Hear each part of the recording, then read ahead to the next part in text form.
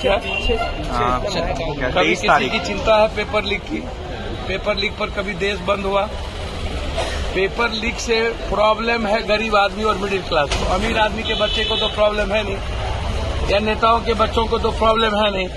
तो जब नेता और अमीर आदमी के बच्चों को पेपर लीक से प्रॉब्लम नहीं है, डॉक्टर नीट का अब 40 लाख रुपया तो हम नीट निकलवा देते हैं। यूपीएससी कोई 32 सब्जेक्ट में एग्जामिनेशन में गुजरात में पेपर लीक हुआ, आज तक जांच हुई? अभी पुलिस का जो हिमाचल में जो गवर्नमेंट चेंज हुआ, पुलिस का ही पेपर लीक हुआ था। उत्तराखंड में आज से 11 दिन पहले पेपर लीक हुआ। मध्य प्रदेश में सबसे ज्यादा पेपर लीक हुए। रणजीत डॉन या कई डॉन आज कोई नई बात नहीं है।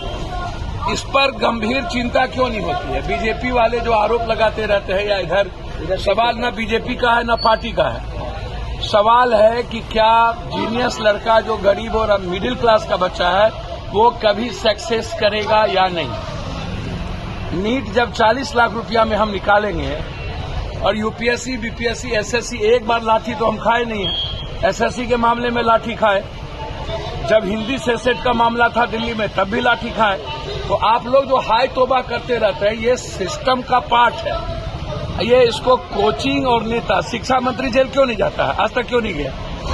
अकाउंटेबिलिटी किसकी तय होनी चाहिए? भारत का शिक्षा मंत्री, सेक्रेटरी, एजुकेशन सेक्रेटरी और बीपीएससी, यूपीएससी का चेयरमैन या जो भी विभाग का चेयरमैन है, ये इस पर मुकदमा क्यों नहीं लगता है? ये जेल क्यों नहीं जाते? ये सबसे बड़ा मैटर ये है।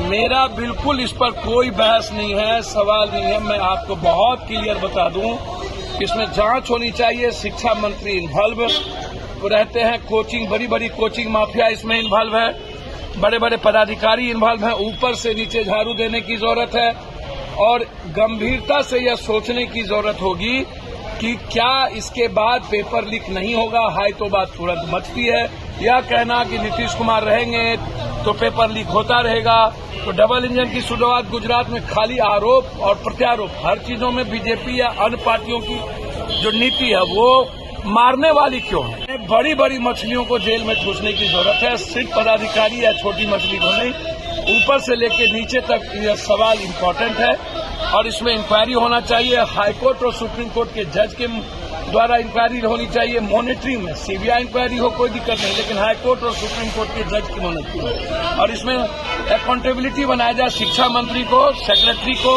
और उस विभाग के चेयरमैन। पप्पू जी, भारत जोड़ो यात्रा को रोकने और रोना कहीं नहीं है। इसको ये इन लोगों से पूछिए, जब अमेरिका के साइंटिस्ट ने और सभी लोगों ने, पहले ही दुनिया को पता था कि चाइना का जो वैक्सीनेशन है वो किसी काम के नहीं है और पहले ही उसके वैक्सीनेशन को कैंसिल कर दिया गया था। ये नेताओं को लूटने का, इन नेताओं के बाजार का, हम इनसे पूछते हैं यदि कोरोना है तो चाइना के प्लेन को अभी तक रोका क्यों नहीं? आयात को क्यों नहीं रोका?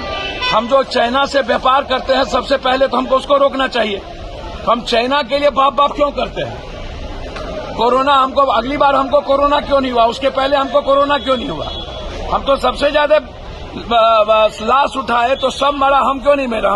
ये हैवॉक क्रिएट करा, पैनिक है। इन नेताओं पर केस होना चाहिए जो पब्लिक में पैनिक पैदा करता है, डर पैदा करता है। ये बहुत गलत है। जनता के बीच डर पैदा करके, पैनिक पैदा करके ये लोग कैपिटलिस्ट को, पूंजीपतियों को, मेडिकल माफिया को, मांस के माफिया को, ये लोग इनकम बढ़ाना चाहते हैं और उससे नेता अपना इनकम बढ़ाना चाहते हैं। कोरोना भारत के लिए कोई माटर नहीं रखता है। पहले भी 2 डोज आपने कहा कर दिया है, इसीलिए यह पैनिक नेता ना करे, हैवॉक क्रिएट ना करे। निश्चित रूप से मैं उम्मीद करता हूं कि कोरोना के जितने टर्म्स एंड कंडीशन है उसमें विदेश का पहला प्लेन और विदेश से आयात निर्यात बंद होना चाहिए। मेरा सवाल पॉलिटिकल नहीं है। राहुल गांधी जी का भारत जोड़ो यात्रा उन्होंने कह दिया, हम कम आदमी से करेंगे, लेकिन 3060 किलोमीटर हम चल चुके हैं तो और 2000 चलेंगे, उसमें कोई बहस नहीं है, क्योंकि भारत को बचाना बहुत जरूरी है। इन गंदे लोगों से, इन गंदे नेताओं से, गंदे सिस्टम से, नफरत से और उस पर कोई कंप्रोमाइज नहीं होना चाहिए। अकेले चलेंगे लेकिन चलना चाहिए। एक अंतिम सर, हम अच्छी बातें हैं, हर आदमी को यात्रा पर निकलने का राइट है ना। हमको एक बात बताइए, प्रधानमंत्री दिन में मुंह में कोरोना पट्टी बांध के आ गए हाउस में, और शाम में 22 आदमी को लेकर के शादी में चले गए बिना मुंह में लिए।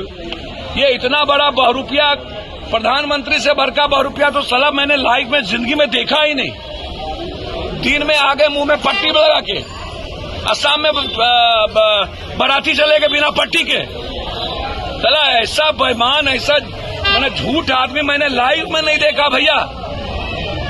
इसको कोरोना से डर नहीं है, इसको भारत यूरो यात्रा से डर है, इसको प्रेम से डर।